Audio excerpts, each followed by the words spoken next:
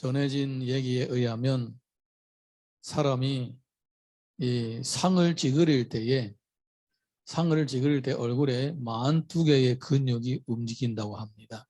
42개의 근육. 상을 찌그린 적이 있죠?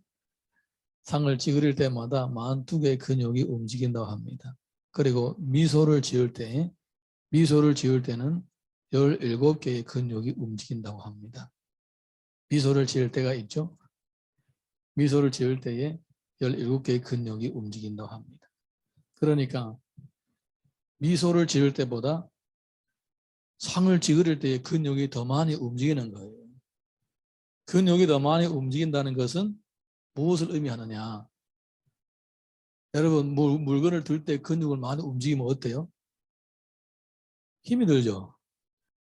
물건을 안 들어도 그냥 손으로 막 이래도 근육이 움직이면 힘들잖아요. 조금 있으면.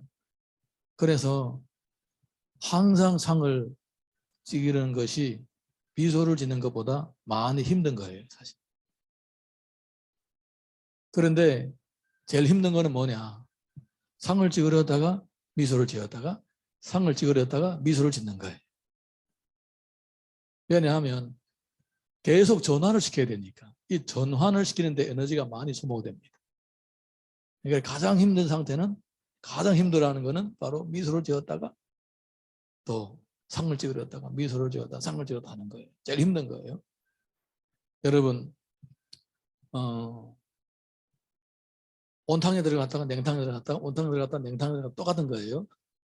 가만히 한 곳에 있는 것보다 왔다 갔다 하는 게 더 힘들잖아요. 그것처럼 제일 힘든 게 예, 상을 찍으려다가 미소를 짓는 거예요. 그러면 제일 힘들지 않고 제일 쉬운 것이 뭐냐?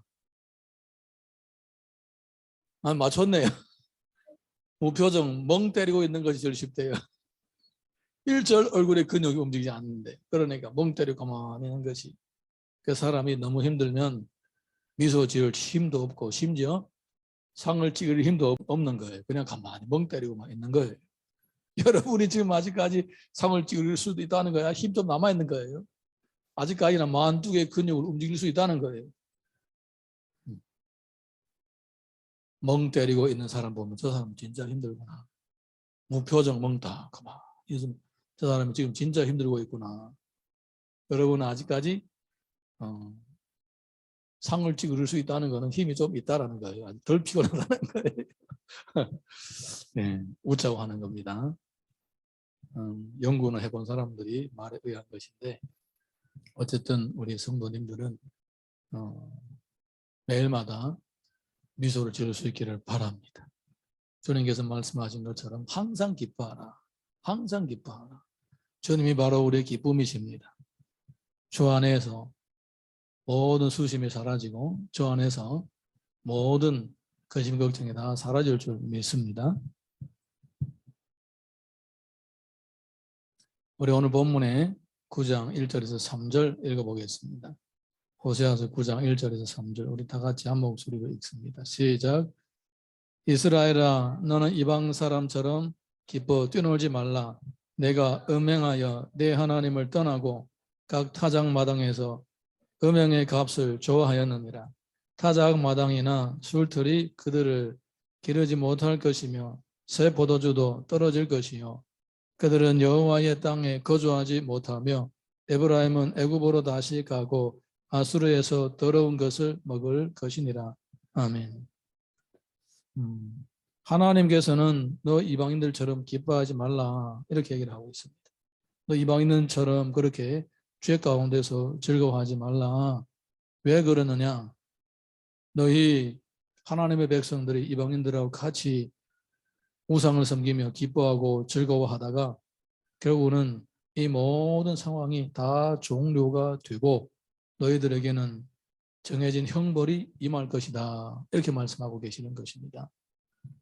사실은 우리의 인생에 기쁨을 빼앗아가고 행복을 빼앗아가는 것은 다른 것이 아니라 바로 죄입니다.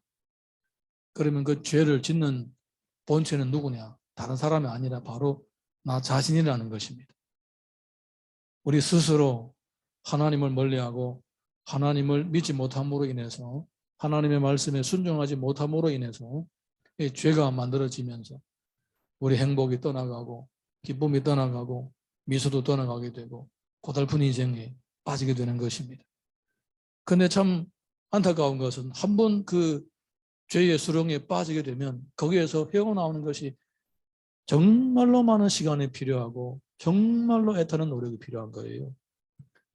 우리가 사무엘 하를 보게 되면 다윗이 평생에 하나님 앞에서 딱 한 번 죄를 지었습니다. 그런데 그 죄가 깨끗하게 해결되기까지 수십 년이 걸렸습니다. 수십 년이 걸린 거예요. 그렇게 죄라는 것은 무서운 거예요. 겁 없이 죄를 짓는 것은 나중에는 정말로 뼈저리게 그 죄의 선열매를 먹게 되는 거예요. 그래서 하나님께서는 에브라임을 보고 이스라엘을 보고 이제 그만 죄를 지어라. 이제 멈추라. 그만 죄를 지어라. 그렇게 계속 말씀을 하시는 거예요.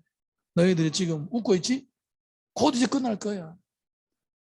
너의 웃음이 결국 다 사라지게 되고 아주 정말로 쓰라린 고통이 찾아올 것이다. 그러니까 지금부터 빨리 웃고 좋아할 때가 아니라 지금은 회개할 때다. 그렇게 하나님께서 사실은 이들에게 말씀하고 계시는 거예요. 어떻게 될 것인가? 이제는 너희들이 아무리 수고해도 소득을 얻지 못하게 되고 애굽으로 잡혀가게 되고 아수르로 잡혀가게 되고 다 흩어져서 뿔뿔이 흩어져서 살게 될 것이다. 이렇게 하나님께서 말씀하고 계시는 것입니다. 자, 우리 이어서 4절 보겠습니다. 4절 시작. 그들은 여호와께 포도주를 부어 드리지 못하며 여호와께서 기뻐하시는 바도 되지 못할 것이라. 그들의 재물은 애국하는 자의 떡과 같아서 그것을 먹는 자는 더러워지나니 그들의 떡은 자기의 먹기에만 소용될 뿐이라. 여호와의 집에 드릴 것이 아님이니라. 이 사람들이 떡을 드리는 것은 하나님께 드리는 것이 아니라 자기들이 믿고 있는 잘못된 신앙심으로 인해서 우상에게 드리는 떡이라는 겁니다. 자기들은 하나님을 믿는다라고 하고 자기들은 하나님을 섬긴다라고 하고 떡을 드리는데 하나님께 드리는 것이 아니라 이방 사람들이 섬기는 우상에게 갖다 드린다는 겁니다. 네, 이것이 바로 뭡니까? 철저하게 세속화된 신앙인의 모습입니다. 지금은 우리가 우상단지를 만들어 놓고 섬기지 않지만은 만약에 내가 세속적인 삶 가운데 푹 젖어 있고 생각하는 거, 결정하는 거, 생활하는 방식 모든 것이 세속화되어 있다면 사실은 에브라임과 별 다름이 없는 거예요. 하나님을 믿는다라고 하면서 실제로는 하나님을 믿지 않고 우상을, 보이지 않는 영적 우상을 섬기고 있다라는 거예요. 아주 그러니까 마귀 사탄은 얼마나 교묘한지 모릅니다.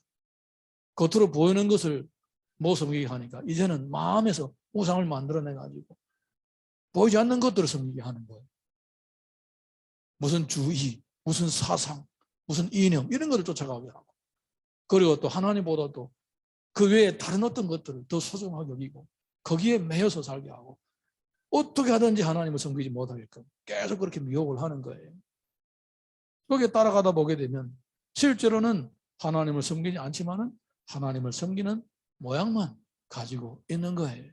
그래서 신약 보게 되면 경건의 모양은 있으나 경건의 능력은 상실한 자들이다. 이렇게 얘기를 하고 있는 것입니다.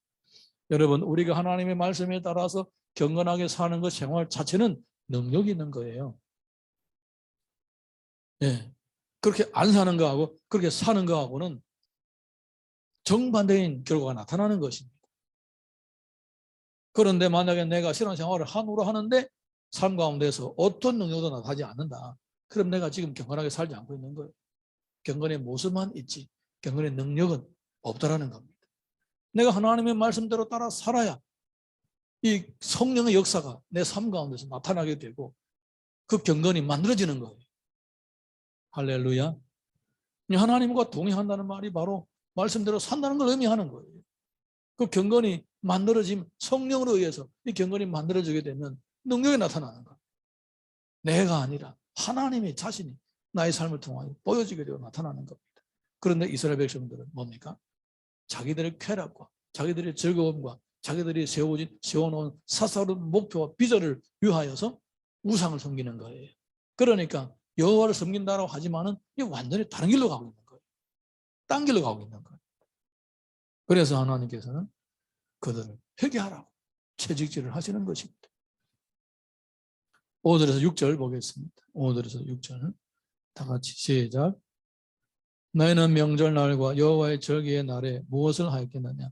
보라, 그들이 멸망을 피하여 갈지라도 애굽은 그들을 모으고 노은 그들을 장사하리니 그들의 은은 귀한 것이나 찔레가 덮을 것이요 그들의 장막 안에 가시 덩굴이 퍼지리라. 아멘. 이스라엘은 결국은 곳곳에 다 흩어지게 된다는 겁니다. 그리고 그들이 흩어져 있는 그 곳이 바로 그들의 매장지가 된다는 겁니다. 그들이 그렇게 사모하고 그리워하는 하나님의 약속인 땅인 가나안에 묻히지 못한다는 겁니다. 예. 옛날에 객사라고 그러죠. 객사. 붙잡혀 다니다가 포로 생활하다가 그냥 거기서 그냥 죽어버리는 거예요. 개죽음을 당하는 거예요. 그리고 그들이 모아놓은 은금, 금은보화, 나중에 내가 고향에 돌아가서 쓸 것이다. 땅에다 파묻어 놓은 금은보화. 그리고 그들이 뭐 가족들하고 오순도순 잘 살겠다라고 만들어 놓은 집들 다 풀밭이 된다. 예, 잡풀이 무성하게 자란다. 찔레, 엉겅퀴 이런 것들이 자란다. 이런 거예요. 예, 그러니까 아무리 자기들이 어떤 풍요로움을 얻으려고 애를 써도 결국은 그들의 모든 수고가 다 헛된다라는 거예요. 이게 뭡니까? 하나님을 등 돌리고 사는 사람에게 주어지는 결말입니다. 노력을 하고 얻어놔도 누리지 못하고 다 헛된 대로 돌아가게 되는 거예요. 헛수고를 하게 된다는 거예요. 아무리 쌓아놔도 결국은 자기는 누리지 못하고 다 버려진 바가 되고 정작 본인은 또 돌아다니는 고통스러운 포로 생활을 하다가 죽게 되는 거예요. 하나님께서는 이렇게 그들의 죄악의 미래가 어떠한 것인지 분명히 보여주면서 경고를 하고 계시는 거예요. 오늘도 마찬가지입니다. 만약에 우리가 하나님을 섬기지 않고 나의 욕망을 쫓아가고 세속적인 삶을 쫓아가고 내가 하나님의 나라와 관계없이 세워놓은 스스로 자기의 목표를 이루기 위해서 살아간다면 이것은 아무리 쌓아놓고 모아놓고 아무리 세워놔도 다 헛된 것이 다 헛됐다는 거예요. 주님이 주셔야 오래도록 남아있는 거예요. 할렐루야.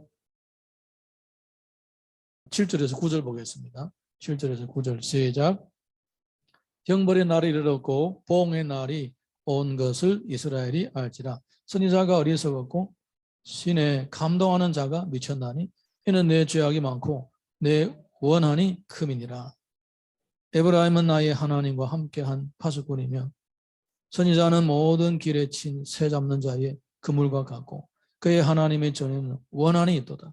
그들은 기브아의 시대와 같이 심히 부패한지라. 여호와께서 그 악을 기억하시고 그 죄를 벌하시리라.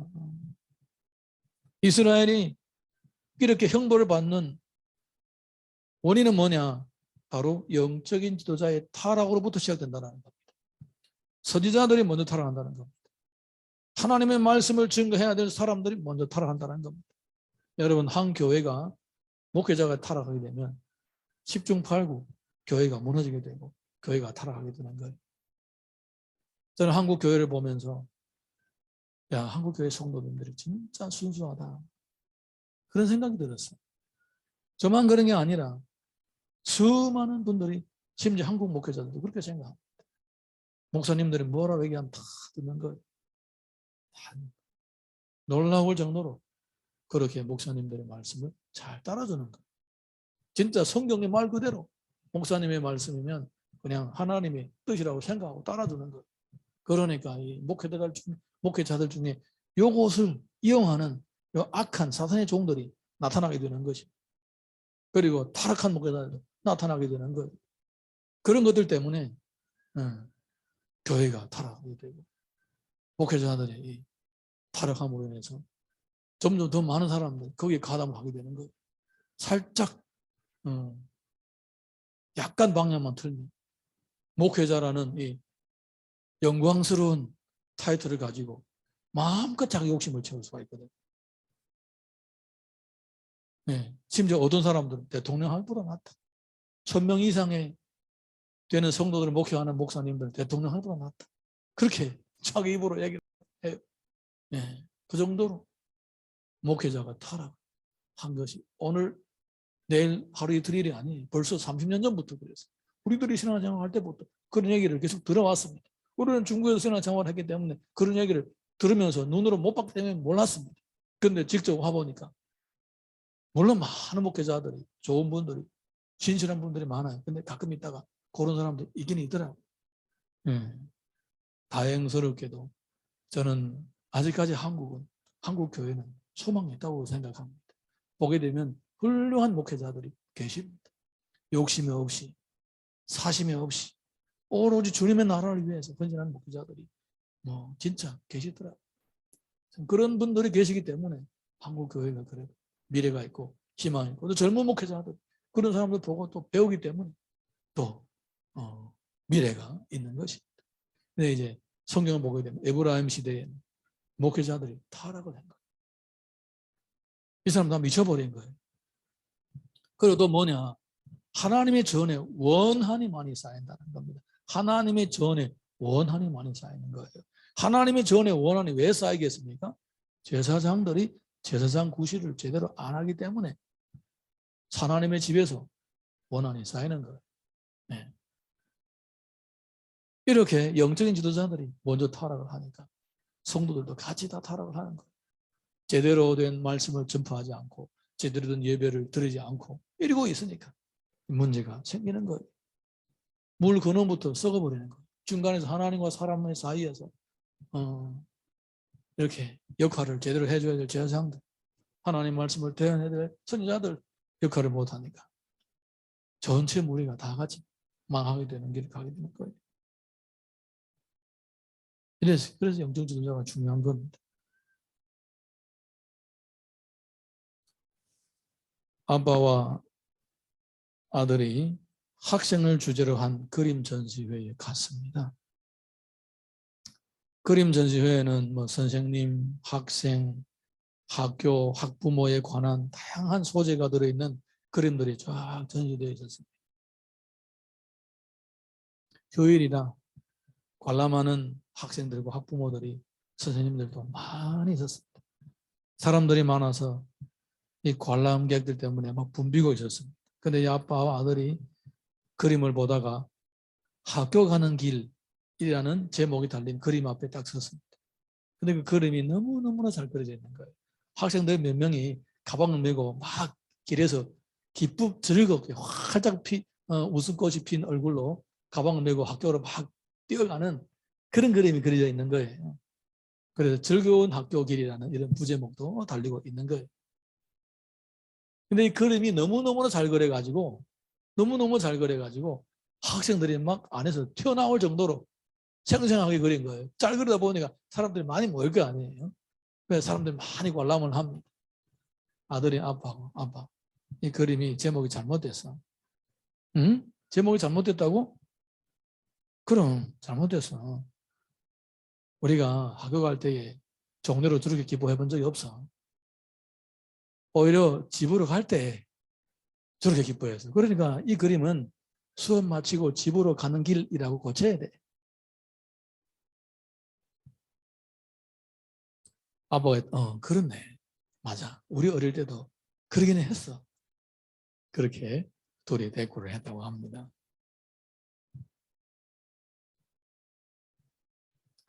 하나님의 뜻을 따라 사는 삶은 때로는 불편하고 때로는 힘들기도 합니다.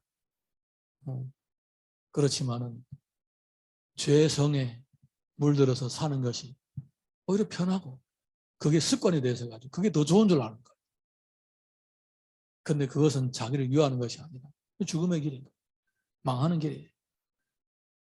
조금 불편해도 좀 힘들더라도 사실 하나님의 말씀대로 살고 하나님의 뜻을 쫓아가는 것이 그게 장래요. 그게 희망이에요. 예. 그게 비전인 거예요. 할렐루야. 10절에서 11절 읽어보겠습니다. 10절에서 11절 시작. 옛적에 내가 이스라엘을 만나기를 광야에서 포도를 만남같이 하였으며 너희 조상들을 보기를 무화과 나무에서 처음 익힌 맺힌 첫 열매를 봄같이 하였거늘 그들이 바알부올에 가서 부끄러운 우상에게 몸을 드림으로 저희가 사랑하는 우상같이 가증하여졌도다. 에브라임의 영광이 새같이 날아가리니 해산하는 것이나 아이 베는 것이나 임신하는 것이 없으리라. 처음에 하나님께서 이스라엘을 기뻐하셨습니다. 광야에서 포도를 만난 같이 무화과에 처음 이 열매를 본 것처럼 그렇게 기뻐하셨습니다. 그런데 이 이스라엘은 점점 하나님을 등지고 점점 하나님을 멀리하고 점점 하나님의 싫어하시는 일만 골라서 하게 되는 거예요. 그래서 결국은 하나님께서 그들에게 주셨던 은혜를 다 걷어가시고 그들에게 주신 특권과 복도 다 걷어가시게 됩니다. 결국은 그들이 어떻게 되느냐? 나중에는 아이를 베는 것이나 임신하는 것이나 해산하는 것도 없어진다. 대가 끊긴다. 망한다. 그 말입니다. 하나님을 등지고 하나님을 떠나서 어떤 허황된 꿈을 쫓아가는 인생의 모습을 바로 이것이다라고 보여주는 거예요. 여러분, 우리 인생 자신을 이 말씀 속에서 성령의 감동 속에서 발견해야 되는 것입니다. 예. 그 안에서 자기를 발견해야 되는 거예요. 세상에서 아니라 주 안에서 나의 정체성을 발견하고 나의 자리를 발견하고 나의 위치를 발견하고 예. 그래야만이 소망이 있는 것입니다. 12절에서 13절 읽어보겠습니다. 시작. 혹 그들이 자식을 기를지라도 내가 그 자식을 없이하여 한 사람도 남기지 아니할 것이라. 내가 그들을 떠나는 때에는 그들에게 화가 미치리로다. 내가 보건대 에브라임은 아름다운 곳에 심긴 두러와 같으나 그 자식들을 살인하는 자에게로 끌어내리로다. 자식을 낳지 못할 뿐만 아니라 낳는다고 할지라도 결국은 다 죽게 된다는 겁니다. 우리 세대는 그냥 이렇게 끝났지만은 우리 자녀들은 잘 돼서 좀 나라도 부강하고 가문도 더 번창했으면 좋겠다. 이렇게 생각하는 건 다 헛되다는 거예요. 그렇게 기르는 자식들까지 다 너희들보다 더 험한 꼴을 당한다. 이렇게 하나님께서 말씀하고 있습니다. 왜 그런가? 너희들 죄 때문이다. 너희들 죄 때문이다. 너희들 죄를 버리지 않으므로 그 아이들도 다 보고 배우고 죄를 지으며 살면서 그들도 너희들 때문에 망하게 된다. 이렇게 하나님께서 말씀하고 계시는 거예요.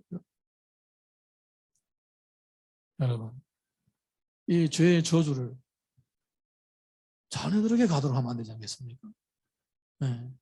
만약에 우리 부모들이 남겨놓은 어떤 죄의 저주를 내가 모르고 당했다면 내 뇌에서는 깨닫고 그거를 잘라버려야 되는 거예요. 잘라버려야 되는 거예요. 사람은요, 보고 배우게 되는 거예요. 죄도 보고 배우는 거예요. 자녀들에게 우리가 어떻게 살아야 되는 것인지 그거는 자녀들의 미래를 결정합니다. 내가 경건하게 살고 또 경건하게 살아라고 자녀들을 가르치면 아이들이 경건하게 살 확률이 높아지는 거예요. 물론 끝까지 망나니 같은 애들이 있긴 있어요. 그런데 대부분은 몸소 본보기를 보여주고 말씀으로 가르쳐주면 대부분 아이들은 그래도 바른 길을 가게 되는 거예요. 지금까지 한국 기독교 100년 넘는 역사가 다 그렇게 이어져 온 거예요. 경건한 부모들이 자녀들에게 몸으로 본보기를 보여주고 말씀으로 가르쳐주기 때문에 그 아이들이 또 다음 세대를 키울 수가 있었던 거예요. 이 선한 대물림이 이루어진 것입니다. 할렐루야. 네, 특별히 5월달 가정의 달을 맞이하면서 우리는 이런 문제들을 깊이 생각해야 됩니다. 네. 가정의 달 어른들은 부담스럽죠. 특별히 중년 제일 부담스럽습니다.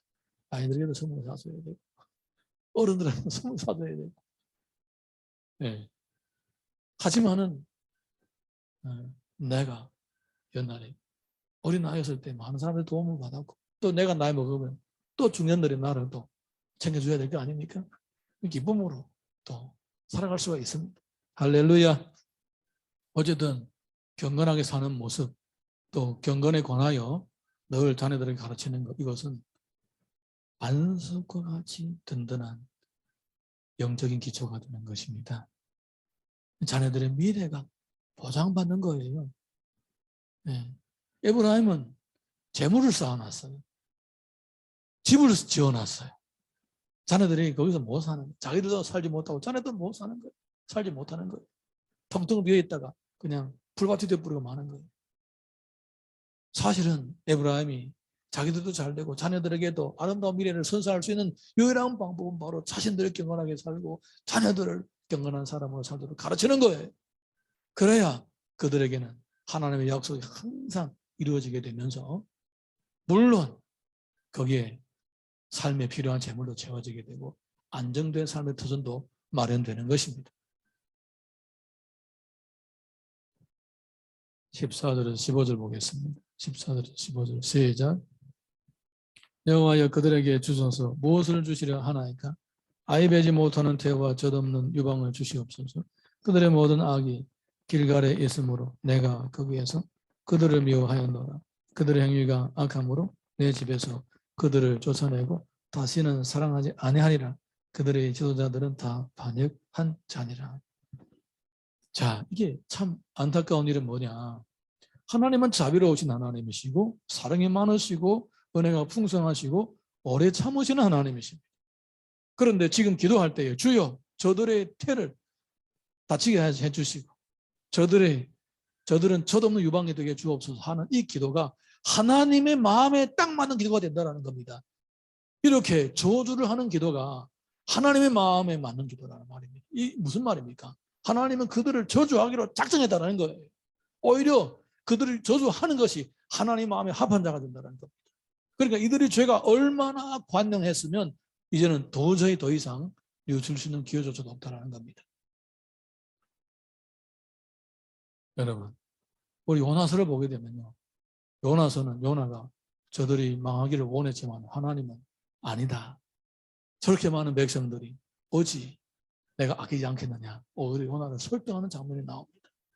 오히려 니느웨 사람들이 이방 사람들이 이 에브라임보다 더 소망이 있는 거예요. 그들이 요나의 선포를 듣고 회개했잖아요. 금식했잖아요. 그래서 하나님의 저주와 형벌은 잠시 멈추게 되는 거예요. 그런데 에브라임을 향한 주의 마음은 어떻습니까? 오히려 누군가가 그들을 위해 저주를 했으면 좋겠다라는 심정이셨다라는 거예요. 그렇게 도저히 썩어서 더 이상은 돌이킬 수 없는 그런 상황이 되었다라는 거.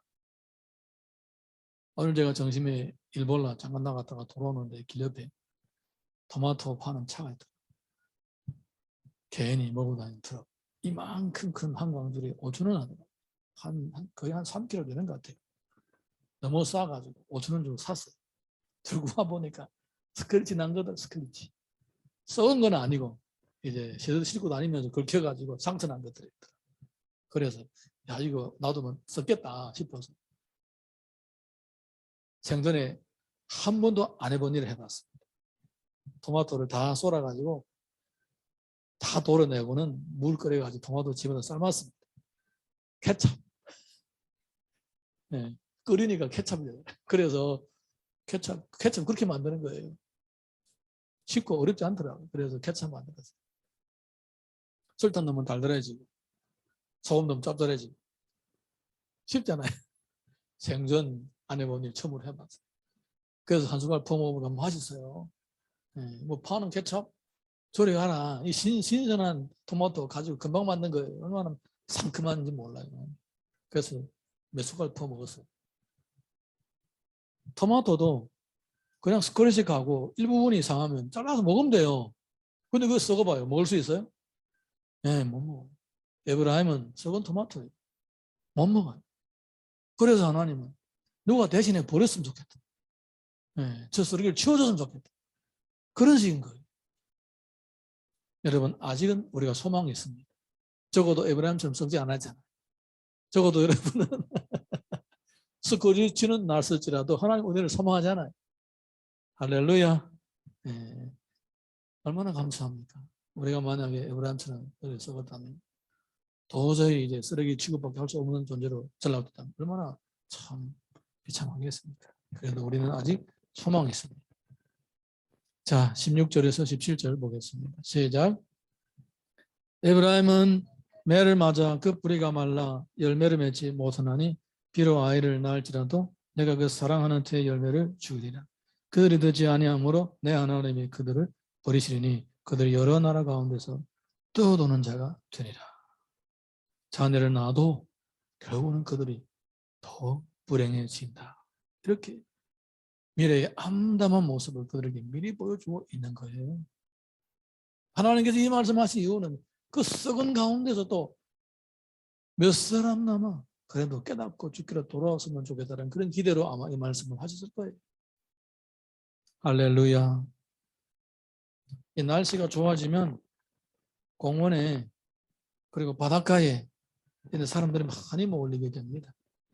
사람들이 많이 몰리면 이 장사꾼들도 많이 모이기 마련입니다.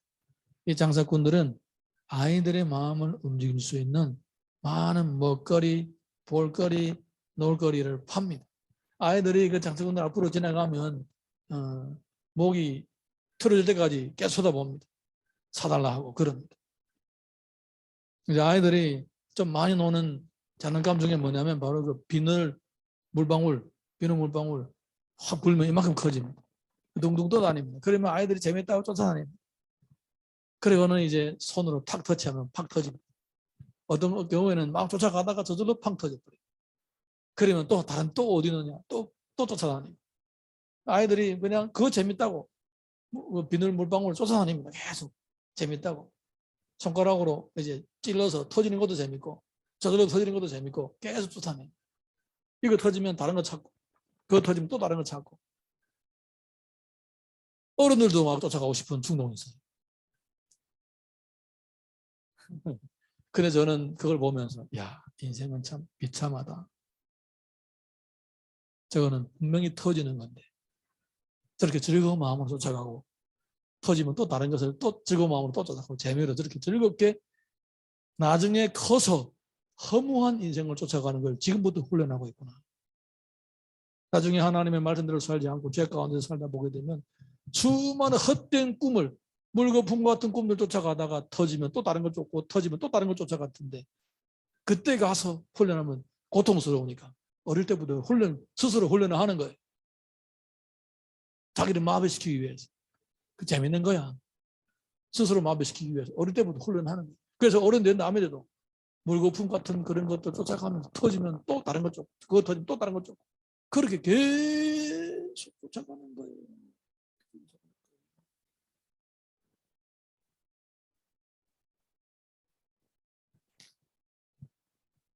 주 안에서 말씀을 따라 삶이야 진짜 미래를 보장하는 튼튼한 기초가 되지 않고 튼튼한 기초가 되고 터지지 않는 기초가 되는 것입니다. 할렐루야. 이사야서 55장 2절 보겠습니다. 시작. 너희가 어찌하여 양식이 아닌 것을 위하여 은을 달아주며 배부르하지 못할 것을 위하여 수고하느냐. 내게 듣고 들을지어다. 그리하면 너희가 좋은 것을 먹을 것이며 너희의 자신들이 기름진 것으로 즐거움을 얻으리라. 세속을 쫓아가는 것은 즐거워 보이도 결국은 멸망으로 끝납니다.